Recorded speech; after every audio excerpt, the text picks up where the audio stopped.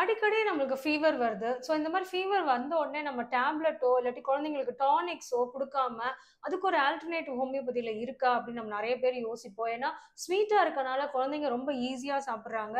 Plus நம்ம நெறைய tonics குடுக்க வேண்டியதில்ல அப்படின்றனால வாய்ப்புண்ணும் வராது. ஹோமியோபதி மாத்திரை வந்து நம்ம வந்து வெறும் வயித்துலயும் சாப்பிடலாம்.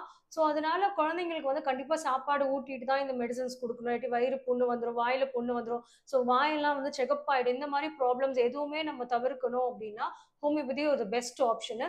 டாப் 3 ரெமெடிஸ் நம்ம காய்ச்சலுக்கு நான் உங்களுக்கு சொல்றேன்.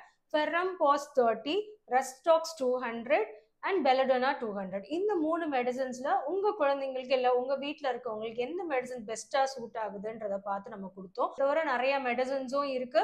ஸோ அதுல எந்த மெடிசின்ஸ் உங்களுக்கு சூட் ஆகுதுன்னு பார்த்து நம்ம குடுக்கும்போது, ரொம்ப சீக்கிரமா இதுலருந்து வெளிய வந்துரலாம். ஃபீவர்லருந்து வெளிய வந்துரலாம். வித்தின் 24 ஹார்ஸ் உடம்பு வலி இது எல்லாமே வந்து உங்களுக்கு சரியாயிடும். ஸோ இவ்ளோ நல்லா வந்து ஒரு ஆப்ஷன்ஸ் நமக்கு நெறைய இருக்கு ஆல்டர்னேட்டிவ் மெடிசின்ஸ்ல. இது குழந்தைங்களுக்கு குடுக்கலாமா? இந்த மாரி டவுட்ஸ் எல்லாம் இருக்கு. 6 மாச குழந்தைல இருந்தே நம்ம குடுக்கலாம். ஏன் பிறந்த குழந்தைக்கே ஹோமியோபதி குடுக்கலாம். ஸோ அந்த அளவுக்கு வெரி சேஃப். பட் ஆனா நீங்க ஹோமியோபதி டாக்டரோட கைடன்ஸோட குடுக்குறது ரொம்ப நல்லது. நீங்களா செல்ஃப் மெடிகேட் பண்ணீங்கன்னா, அதோட டோசேஜஸ் அண்ட் எவ்ளோ நாள் குடுக்கணும், எந்த அளவு குடுக்கணும்ன்றது உங்களுக்கு தெரியாது. குழந்தைங்களுக்கு தாராளமா நீங்க ட்ரை பண்ணி பாருங்க.